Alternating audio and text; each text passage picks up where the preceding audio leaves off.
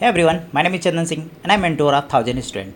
जैसा कि मैंने प्रॉमिस किया था कि मैं मैथ्स और साइंस के लिए एक ब्रह्मास्त्र बैच की शुरुआत करूंगा, जिसमें हर एक चैप्टर को टॉपिक वाइज डिस्कस किया जाएगा with previous year questions and जितने भी एनसीईआरटी के एक्टिविटीज़ हैं उन सबको देखा जाएगा। तो उसी के क्रम में मैंने चैप्टर नंबर 2 की शुरुआत की थी, एसिड बेस एंड सॉल्ट, और उसी में आज हम लोग पढ़ने वाले हैं सॉल्ट के बारे में, क्योंकि एसिड और बेस में कंप्लीट जो डेफिनेशन थी, उसकी प्रॉपर्टीज़ थी, यूजेस थे, केमिकल प्रॉपर्टीज़ थी, वो सभी हमने देख लिया था। और आज देखेंगे सॉल्ट, और सॉल्ट के साथ साथ कॉन्सेप्ट ऑफ पीएच क्या होता है, इसको भी डिस्कस करेंगे। तो चलो शुरू करते हैं आज का वीडियो। सबसे पहले हम सॉल्ट के बारे में जान लेते हैं। अच्छा, मैंने न्यूट्रलाइजेशन रिएक्शन आपको बताया था कि जब हम एसिड को बेस के साथ रिएक्ट कराते हैं तो हमारे पास क्या रिएक्शन बनता है, सॉल्ट एंड वाटर। ठीक है, सॉल्ट एंड वाटर। तो वहाँ भी सॉल्ट के बारे में हमने जान लिया था, बट यहाँ जो सॉल्ट पढ़ेंगे वो डिटेल में पढ़ेंगे, यानी कि कितने प्रकार के सॉल्ट होते हैं उन सबको यहाँ डिस्कस किया जाएगा। चलो, तो आपने सॉल्ट का बेसिक कॉन्सेप्ट जान लिया था कि जब एसिड और बेस आपस में रिएक्ट करते हैं तो जो प्रोडक्ट बनता है वो सॉल्ट एंड वाटर बनता है, तो वही वाला सॉल्ट है ये। ठीक है, अब सॉल्ट भी जो हैं वो अलग अलग कैटेगरी के होते हैं, जैसे एक नॉर्मल सॉल्ट हो गया, फिर एसिडिक सॉल्ट हो गया, और एक हो गया बेसिक सॉल्ट। सबसे पहले हम देखेंगे कि नॉर्मल सॉल्ट होता क्या है। जब आपने न्यूट्रलाइजेशन रिएक्शन देखा था तो उसमें हमने NaOH एज ए बेस लिया था और HCl एज ए एसिड लिया था। जब ये रिएक्ट हुआ था तो आपको मिला था NaCl प्लस में H2O। देखो, इसका Na जो है वो Cl के साथ रिएक्ट कर लिया था और हाइड्रोजन जो है OH के साथ रिएक्ट करके H2O बना लिया था। तो ये जो NaCl के साथ रिएक्ट करके बनाया था NaCl। अब यहाँ ध्यान देना, यह कंप्लीट प्लस और माइनस, यहाँ भी कंप्लीट प्लस और माइनस आपस में कन्वर्ट हुआ था, और प्लस माइनस के साथ ऐड हुआ था, और प्लस यहाँ का माइनस के साथ ऐड हुआ था। तो ये जो कंप्लीट डिसोल्यूशन हुआ है ना आयंस का, या फिर कह लो कि जो HCl में से H प्लस निकला है और NaOH में से OH माइनस निकला, ये कंप्लीट आगे फर्दर कंबाइन हो चुके हैं। यानी कि जब भी किसी रिएक्शन में एसिड और बेस के जो आयंस होते हैं, यानी कि H प्लस आयंस कहो या फिर OH माइनस आयन कहो, वो किसी दूसरे के साथ कम्प्लीटली अगर कंबाइन हो जाते हैं तब जो सॉल्ट मिलता है उसको कहते हैं हम नॉर्मल सॉल्ट। यानी कि यहाँ जो NaCl एज ए सॉल्ट मिला था, इसको हम क्या कहेंगे, नॉर्मल सॉल्ट। क्यों? क्योंकि कंप्लीट जो H प्लस है और OH माइनस है, ये कंप्लीट डिज़ोल्व हो गया था। ठीक है, इसीलिए इसको, इसमें से जो सॉल्ट मिलता है उसको क्या कहते हैं, normal salt. I think basic concept आपको क्लियर हो गया होगा। डेफिनेशन देख लेते हैं। कह रहा है कि these salts are formed when all replaceable hydrogen of an acid are replaced by metals ion, thus they do not generally contain any replaceable hydrogen atoms. जैसे कह रहा है कि यहाँ जो रिप्लेसेबल हाइड्रोजन होता है किसका, एसिड का, वो कम्प्लीटली मेटल के साथ कंबाइन करके सॉल्ट बना लेता है। जैसे हमने क्या लिया था, हमने लिया था NaOH और हमने लिया था HCl। तो ये HCl एसिड है ना, इसका जो H प्लस है वो कम्प्लीटली मेटल के साथ कंबाइन हो जाएगा। हालांकि यहाँ OH के साथ कंबाइन हुआ है और ये मेटल जो है वो Cl के साथ कंबाइन हुआ है। ठीक है, तो जो सॉल्ट मिला है उसको क्या कहेंगे, नॉर्मल सॉल्ट। एग्जांपल में देख लो आप, NaCl एंड Na2SO4, ये दोनों जो हैं वो नॉर्मल सॉल्ट हैं। तो आपको एग्जांपल भी याद होना चाहिए, क्योंकि जब डेफिनेशन नॉर्मल सॉल्ट देगा, कहेगा write down definition of normal salt and also gives examples. तो एग्जांपल्स तो आपको याद होना ही चाहिए। आगे चलते हैं। आगे कह रहा है कि एसिडिक सॉल्ट्स क्या होता है। ठीक है, अब देखो इसके नाम में ही छुपा है एसिडिक सॉल्ट, यानी कुछ ना कुछ इसमें एसिडिक नेचर बच जाएगा। ठीक है, ऐसा सॉल्ट जिसमें हल्का सा कौन सा नेचर हो, एसिडिक नेचर हो, ऐसे सॉल्ट्स को हम कहेंगे एसिडिक सॉल्ट। ठीक है, देखो यहाँ देखो, कह रहा है कि these salts are formed when a polybasic acid, ठीक है, polybasic acid is partially neutralised by base and salt still have some acidic H plus ion. यानी कि अगर हम एसिड को बेस के साथ कंबाइन तो कर रहे हैं, लेकिन ये पूरी तरीके से न्यूट्रलाइज नहीं हो रहा है, बल्कि पार्शियली न्यूट्रलाइज हो जा रहा है।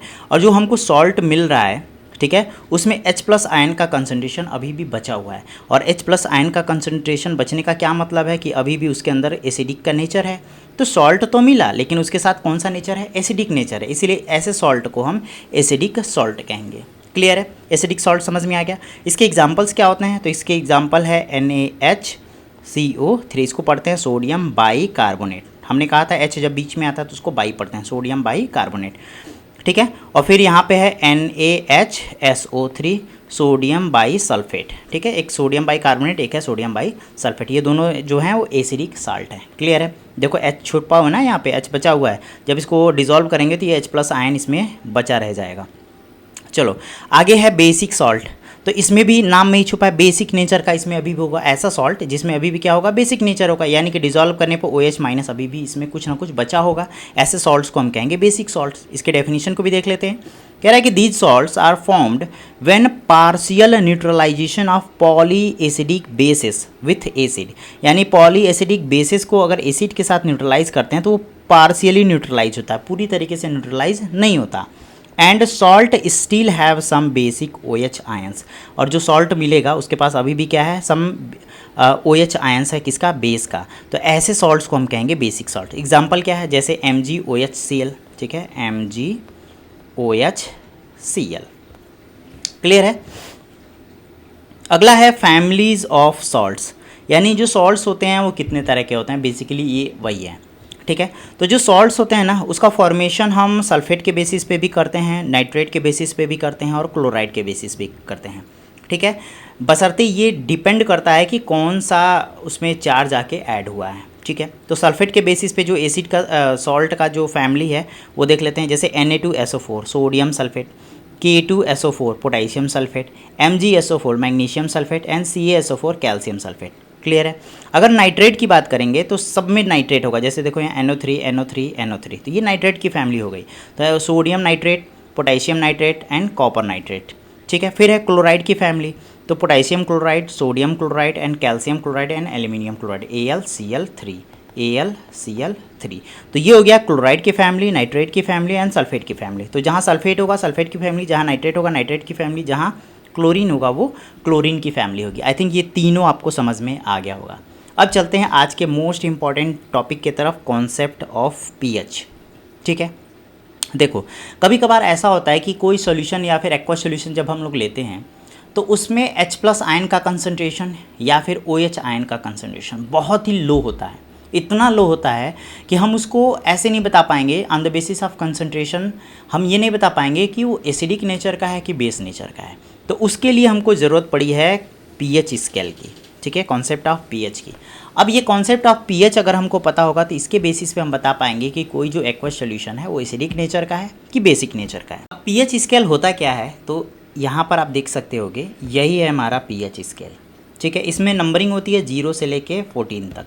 अब इसमें एक ऐसा सिचुएशन आता है जिसमें कोई भी सब्सटेंस जो होता है वो ना एसिडिक नेचर का होता है ना बेस नेचर का होता है, वो होता है न्यूट्रल सब्सटेंस। वो एग्जैक्ट वैल्यू होती है pH स्केल की 7। अगर किसी भी सब्सटेंस की वैल्यू जो है वो pH स्केल 7 दिखा रहा है मतलब कि वो न्यूट्रल सब्सटेंस है।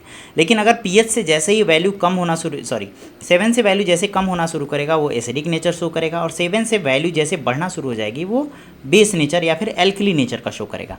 अब ध्यान देना, जैसे जैसे हम डाटा 7 से कम होते जाएंगे यानी 0 की तरफ बढ़ेंगे एसिडिक नेचर हमारा बढ़ते जाएगा, और जैसे जैसे हम 7 से दूर जाएंगे यानी 14 की तरफ जाएंगे वैसे हमारा बेस नेचर बढ़ेगा। ठीक है, और जो 0 होता है वो देखो यहाँ पर लिखा हुआ है बैटरी एसिड, यानी कि जो बैटरी में एसिड इस्तेमाल करते हैं वो होता है। फिर जो 1 होता है pH स्केल में, अगर 1 किसी एसिड की वैल्यू है तो वो स्टमक एसिड जो हमारे पेट में है ना, जैसे हमारे खाना पचाने के लिए भी एसिड का यूज़ किया जाता है, तो हमारे स्टमक जो है वो एसिड क्रिएट करता है, वो होता है HCl एसिड। ठीक है, इसकी वैल्यू होती है 1। फिर ऐसे ही देखो जैसे ये 4 अगर pH वैल्यू है किसी एसिड का तो वो टोमेटो में जैसे यूज़ होता है। फिर जैसे हमारे यूरिन में भी एसिड होता है तो उसकी pH वैल्यू होती है 6। ऐसे ही अगर आप जैसे रेन वाटर होता है ना, जैसे एसिडिक रेन होता है उसकी 5.6 pH वैल्यू होती है, वो भी एसिडिक नेचर का होता है। तो ये हमारी बेसिकली एक pH स्केल है जिसके बेसिस पे हम किसी भी सब्सटेंस की नेचर को हम एसिडिक या फिर बेस बता सकते हैं। ठीक है, अब चलते हैं अपने पॉइंट पे। यहाँ कह रहा है कि pH स्केल क्या बताता है कि अगर pH स्केल की वैल्यू 0 से लेके 7 के बीच में है तो वो हमारा एसिडिक नेचर होगा। ध्यान दीजिएगा, हमने 7 नहीं कहा है, 0 और 7 के बीच में कहा है, बिटवीन। ठीक है, तो वो जो सब्सटेंस होगा प्योरली क्या होगा, एसिडिक नेचर का होगा। लेकिन ऐसे सभी सब्सटेंस जिसकी pH वैल्यू 7 से 14 के बीच में हो, ठीक है, कहाँ से कहाँ तक, 7 से 14 के बीच में, यानी कि 8 या फिर 7.1 7.3 8 9 10 से लेके 14 तक, तो वो होते हैं बेसिक नेचर के। लेकिन ऐसे सभी सब्सटेंस जिसकी pH वैल्यू सिर्फ और सिर्फ 7 के इक्वल होती है वो न्यूट्रल सब्सटेंस होते हैं। जैसे यहाँ पे हमने दिखाया था, ये देखो न्यूट्रल सब्सटेंस है ना, ये एग्जैक्ट वैल्यू 7 की है, उससे कम आओगे यानी 7 से 0 के बीच में हो गया तो वो एसिडिक नेचर शो करेगा। 7 से ऊपर जाओगे तो 7 से लेके 14 तक जो होता है वो एल्कली या फिर बेस नेचर के होते हैं, बेसिक नेचर के होते हैं। ठीक है, तो ये था हमारा pH स्केल। ठीक है, कैसे पीएच स्केल पे रीडिंग यूज़ करते हैं ये मैंने समझा दिया है। अब कह रहा है कि पीएच ऑफ सॉल्ट, यानी कि सॉल्ट की जो पीएच वैल्यू है वो कितनी होती है। अब देखो यहाँ कह रहा है कि salt of strong acid and strong base. ध्यान से समझना, अगर मान लो हमने जैसे NaOH इस्तेमाल किया है, ठीक है, उसके साथ ही साथ हमने HCl इस्तेमाल किया है, तो HCl एक स्ट्रॉन्ग एसिड है, NaOH स्ट्रॉन्ग बेस है। मैंने स्ट्रॉन्ग एसिड और स्ट्रॉन्ग बेस में पढ़ाया था। अब इन दोनों को कंबाइन करेंगे तो हमारा क्या बनेगा, NaCl बनेगा, NaCl बनेगा। और ये क्या होता है, ये कॉमन सॉल्ट होता है या नॉर्मल सॉल्ट होता है, ठीक है। तो कह रहा है कि अगर स्ट्रॉन्ग एसिड और स्ट्रॉन्ग बेस से जो हमारे सॉल्ट बनते हैं ठीक है, जो हमारे सॉल्ट बनते हैं वो एग्जैक्टली न्यूट्रलाइज हो जाते हैं, ठीक है। वो क्या बन जाएगा, NaCl तो बनेगा, ठीक है, लेकिन वो उसकी वैल्यू क्या होगी, न्यूट्रल होगी, ठीक है, न्यूट्रल होगी। और जो भी सब्सटेंस न्यूट्रल होते हैं उसकी पीएच वैल्यू कितनी होती है, उसकी पीएच वैल्यू 7 होती है। मैंने यहाँ पढ़ाया भी था। और वैसे भी आपको याद रखना पड़ेगा, न्यूट्रलाइजेशन रिएक्शन आपने पढ़ा था, न्यूट्रलाइजेशन रिएक्शन जो भी आपने पढ़ा था उसमें हमने क्या बताया था कि जब एसिड बेस से रिएक्ट करता है तो वो न्यूट्रल हो जाता है, उसकी कोई ना एसिडिक नेचर रहता है ना बेस नेचर रहता है। और ऐसा सब्सटेंस जिसका ना एसिडिक नेचर हो ना बेस नेचर हो, कौन सा नेचर का होगा, न्यूट्रल नेचर का होगा। जाहिर सी बात इसकी पीएच वैल्यू कितनी होगी, 7 होगी। तो वही लाइन लिखा है कि अगर ऐसा सॉल्ट जो स्ट्रॉन्ग एसिड और स्ट्रॉन्ग बेस से मिलकर बना होता है वो न्यूट्रल नेचर का होता है और उसकी पीएच वैल्यू एग्जैक्टली 7 होती है। क्लियर है। आगे अगले पॉइंट पे चलते हैं। कह रहा है कि सॉल्ट्स ऑफ स्ट्रॉन्ग एसिड, ध्यान देना है, strong acid and weak base, ठीक है, strong acid and weak base are acidic in nature. अब जाहिर सी बात है भाई, दो सब्सटेंस है, दो लिक्विड है, एक है स्ट्रॉन्ग एसिड और एक है वीक बेस। अब दोनों को मिलाओगे तो जाहिर सी बात है ये स्ट्रॉन्ग है, तो अगर उसको टेस्ट करना चाहोगे तो आप तो एसिड का ही तो अभी टेस्ट आएगा क्योंकि वो हाईली स्ट्रॉन्ग है, तो एसिडिक का ही आएगा। यानी कि जो सॉल्ट फॉर्मेशन होगा वो नेचर कैसा होगा, एसिडिक नेचर का होगा। तो वही कह रहा है कि अगर हम स्ट्रॉन्ग एसिड को बेस के साथ, वीक बेस के साथ मिला के जो सॉल्ट का फॉर्मेशन करते हैं तो अभी भी नेचर कैसा होगा, वो एसिडिक नेचर का ही होगा। यानी जो सॉल्ट बनेगा वो एसिडिक सॉल्ट होगा। और एसिडिक सॉल्ट की पीएच वैल्यू कितनी होती है, <7 होती है। तो वही कह रहा है इसकी वैल्यू जो होगी वो <7 हो जाएगी। ये लाइन समझ में आ गया। आगे देखते हैं। कह रहा है कि सॉल्ट ऑफ स्ट्रॉन्ग बेस, अब यहाँ ध्यान दे रहा हो, यहाँ बेस को हम स्ट्रॉन्ग ले रहे हैं एंड वीक एसिड में मिला रहा है। तो जब दोनों को मिलाओगे तो जो सॉल्ट का फॉर्मेशन होगा उसमें अभी भी क्या होगा, स्ट्रॉन्ग बेस का टेस्ट आना शुरू हो जाएगा। क्यों, क्योंकि जो वीक एसिड है उसमें से थोड़ा सा लेके बेस न्यूट्रलाइज कर लेगा, लेकिन अभी भी क्या हो जाएगा, बेस का कुछ ना कुछ क्वालिटी तो रह जाएगी। यानी जो सॉल्ट बनेगा वो अभी भी किस नेचर का होगा, ये बेसिक नेचर का होगा। और बेसिक नेचर की पीएच वैल्यू क्या होती है, <7 होती है। तो इसीलिए इसकी वैल्यू जो होगी वो <7 हो जाएगा। क्लियर, ये तीनों लाइनें समझ में आ गई। चलो आगे देखते हैं। आगे कह रहा है कि importance of pH in everyday life. ये देखो ये काफ़ी इंपॉर्टेंट है, एग्जाम्स में ज़्यादातर यहीं से क्वेश्चंस बनते हैं, ठीक है, कि एवरीडे लाइफ में हम इसका यूज़ कैसे करते हैं। तो यहाँ देखो, यहाँ कह रहा है कि सबसे पहले इन ह्यूमंस एंड प्लांट्स, कि ह्यूमंस एंड प्लांट्स में जो हमारी पीएच वैल्यू होती है, पीएच वैल्यू कहने का मतलब है एसिडिक और बेसिक सब्सटेंस का यूज़ करना, ठीक है, वो हम कैसे करते हैं। कह रहा है कि most of the reaction taking place in our body are in pH range 7 to 7.8। देखो जो हमारे अंदर सब्सटेंस होते हैं, चूँकि हम खाना को खाते हैं तो वो डिकम्पोज होता है, तभी तो हमारा न्यूट्रिएंट्स या फिर जो विटामिन प्रोटीन बनना होता है वो बनता है और हमारी बॉडी उसको कंज्यूम करती है। तो बेसिकली हमारे बॉडी के अंदर कौन सा रिएक्शन होता है, केमिकल रिएक्शन होता है, यानी केमिकल ही तो रिएक्ट होते हैं। और वो जो केमिकल रिएक्ट होते हैं उनकी अपनी पीएच वैल्यू होगी। क्यों, क्योंकि या तो एसिडिक बेस या फिर न्यूट्रल सब्सटेंस होगा, तो पीएच वैल्यू तो शो करेगा। तो जितने भी रिएक्शंस हमारे बॉडी के अंदर होते हैं उनकी पीएच वैल्यू की जो रेंज होती है वो 7 से लेके 7.8 के बीच में होती है। यानी न्यूट्रल से किस की ओर होते हैं, बेसिक नेचर की ओर होते हैं, ठीक है, स्लाइटली बेसिक नेचर, ठीक है। क्योंकि हमने बताया था कि जब 7 से आप ऊपर जाओगे तब ये बेसिक नेचर शुरू हो जाएगा, लेकिन अंत में जाके ना स्ट्रॉन्ग बेसिक होता है, लेकिन इसके पास में तो हमारा वीक बेस ही होगा। तो जाहिर सी बात है अगर 7 से 7.8 के बीच में बात करेंगे तो न्यूट्रल और जो वीक बेस होगा वही नेचर हमारा शो करेगा। तो हमारी बॉडी के अंदर जो रिएक्शंस होती हैं वो 7 से लेके 7.8 के बीच में ही होता है। क्लियर है। अब आगे देखते हैं। कह रहा है कि अगर किसी भी तरीके से पीएच वैल्यू गिर जाए, ठीक है, बिलो दी 7, अगर पीएच वैल्यू हमारी बॉडी में 7 से नीचे आना शुरू होगा, यानी जो हमारे बॉडी के अंदर जो रिएक्शन हुआ है वो अब कौन सा नेचर शो कर रहा है, एसिडिक नेचर शो कर रहा है, ठीक है, कौन सा नेचर शुरू कर रहा है, एसिडिक। या फिर अगर 7.8 से बढ़ जाए, यानी कि जो हमने ये रेंज लिया था ना 7.8, उसके आगे चला जाए, यानी कि वो कौन सा नेचर शो करना शुरू कर दे, बेसिक नेचर शो करना शुरू कर दे। देन जो हमारे बॉडी का जो सर्वाइवल होगा ना, या फिर किसी भी लिविंग ऑर्गेनिज्म का सर्वाइवल होगा, अगर उनकी पीएच वैल्यू या तो 7 से कम हो जाए या फिर 7.8 से ज़्यादा हो जाए, ये बहुत डिफ़िकल्ट हो जाता है। ठीक है, पेट दर्द होगा, वोमिटिंग वगैरह होने लगेगी, और भी डिजीज़ होंगे, हार्ट फेलियर हो सकता है, स्टमक बर्स्ट हो सकता है। तो एक तरीके से देखा जाए ना तो ये बहुत ही डिफ़िकल्ट होता है सर्वाइव करना, यानी डेथ भी हो सकती है। ठीक है, आगे कह रहा है कि for healthy growth of plants, यानी कि जो प्लांट्स हमारे जो हम ज़मीन के अंदर ग्रो करते हैं, ठीक है, the soil should have a specific pH value. जो हमारी मिट्टी होती है उसकी एक स्पेसिफिक पीएच वैल्यू होती है। आई थिंक मुझे अभी याद नहीं आ रहा है, 5.4 के करीब होती है, जो एसिडिक नेचर का होता है। ठीक है, highly alkaline are highly acidic ये नहीं होना चाहिए। अगर ऐसा हुआ तो प्लांट ग्रो नहीं करेगा। ठीक है, यानी कि स्लाइटली एसिडिक या फिर स्लाइटली अगर एल्कली या फिर बेस नेचर का है, तब कोई भी जो प्लांट्स है वो हेल्दी ग्रो करेगा। ठीक है, तो ये मिट्टी की क्वालिटी होती है। हालांकि यहाँ वैल्यू नहीं पढ़ना है आपको, बस आपको ये याद रखना है कि अगर सॉइल में कोई भी प्लांट्स हम ग्रो करते हैं तो उसके लिए हमको स्लाइटली एसिडिक या फिर स्लाइटली बेस नेचर का सॉइल चाहिए। ठीक है, हाईली या फिर स्ट्रॉन्ग एसिड या स्ट्रॉन्ग बेस नेचर का अगर सॉइल होगा तो प्लांट ग्रो नहीं करेगा। चलो आगे देखते हैं। इन डाइजेस्टिव सिस्टम, यानी हमारे डाइजेस्टिव सिस्टम में पीएच का क्या रोल है। अब पीएच का रोल आने का मतलब है कि या तो हमारे स्टमक में एसिड की कोई सब्सटेंस होगी या फिर कोई बेस का सब्सटेंस होगा। देख लेते हैं।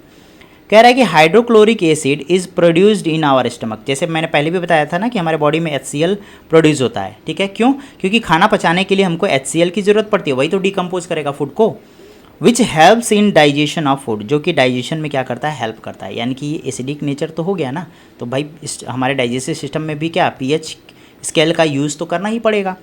कह रहा है कि but if the amount of acidic produced in beyond the required limit it causes pain and irritation in the stomach. लेकिन अगर हमारे जो रिक्वायरमेंट है HCl का अगर उससे ज़्यादा बढ़ता है तो ये बहुत ही पेनफुल होगा। आपको पेन भी हो सकता है पेट में या फिर इरिटेशन भी हो सकता है। इसीलिए कहते हैं ना लंबे टाइम तक भूखा नहीं रहना चाहिए। क्यों? क्योंकि हमारा जो स्टमक है वो तो HCl तो प्रोड्यूस करता रहेगा। अब ये HCl जो है वो फूड को डिकम्पोज कर ही नहीं पाएगा, क्योंकि फूड पाएगा ही नहीं पेट में। इसीलिए हम कहते हैं कि ज़्यादा लंबे टाइम तक हमें भूखा नहीं रहना चाहिए, कुछ ना कुछ खा लेना चाहिए। क्लियर है? आगे देखते हैं। कह रहा है कि this pain can be cured by anti acid containing weak base like magnesium hydroxide, जिसको हमने मिल्क ऑफ मैग्नीशियम कहा था, MgOH का ट्वाइस। याद आ रहा है? मिल्क ऑफ मैग्नीशियम हमने कहा था कि जब पेट में एसिडिटी बढ़ जाती है, ठीक है, तो उसको हम क्या करते हैं, मिल्क ऑफ मैग्नीशियम यूज़ करते हैं या फिर मैग्नीशियम हाइड्रॉक्साइड का सिरप यूज़ करते हैं। जो बेसिकली आप लोग सिरप वगैरह पीते हैं वो मिल्क ऑफ मैग्नीशियम या फिर मैग्नीशियम हाइड्रॉक्साइड का होता है, जिसका फॉर्मूला होता है MgOH का ट्वाइस। इसी को हम कहते हैं एंट एसिड वाले वीक बेस। क्लियर है? तो हम क्या करते हैं, पेन से रिलीफ पाने के लिए हम मैग्नीशियम हाइड्रॉक्साइड या फिर मिल्क ऑफ मैग्नीशियम का यूज़ करते हैं। ठीक है, याद रखिएगा नाम, मिल्क ऑफ मैग्नीशियम। ठीक है, और इसका हल्का सा कलर भी मिल्क के कलर का होता है। आप सिरप को देखोगे तो हल्का सा कलर भी मिल्क की तरह होता है। कह रहा है कि this base neutralize the excess acid. जो भी हमारे पेट में HCl का जो एक्सेस अमाउंट प्रोड्यूस हुआ था ना, ये मिल्क ऑफ मैग्नीशियम उसको क्या करता है, न्यूट्रलाइज करता है। इसीलिए हमको क्या होता है, जल्दी रिलीफ मिलता है। आगे चलते हैं। कह रहा है कि tooth decay caused by acid, यानी कि अगर मान लो हम जैसे कोई खाना खा रहे हैं या फिर हम ज़्यादा नींबू खा रहे हैं या फिर ऐसा कोई फूड ले रहे हैं, फूड कंज्यूम कर रहे हैं जो ज़्यादा एसिड रिलीज़ करता है, तो हमारा जो टिथ होता है ना उसका डीके होना शुरू हो जाता है, क्षरण होना शुरू हो जाता है। कह रहा है कि in pH our mouth falls below 5.5।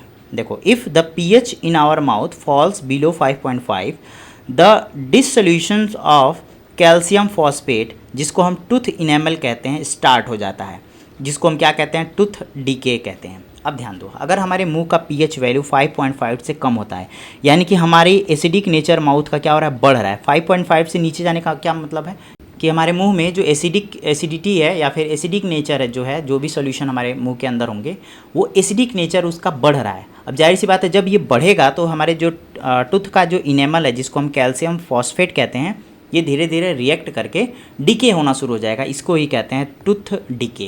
Clear है? तो ये पीएच डेली लाइफ में देख लिया ना आपने इसका यूज़। आगे चलते हैं। आगे कह रहा है कि self defence of animals and plants through chemical warfare.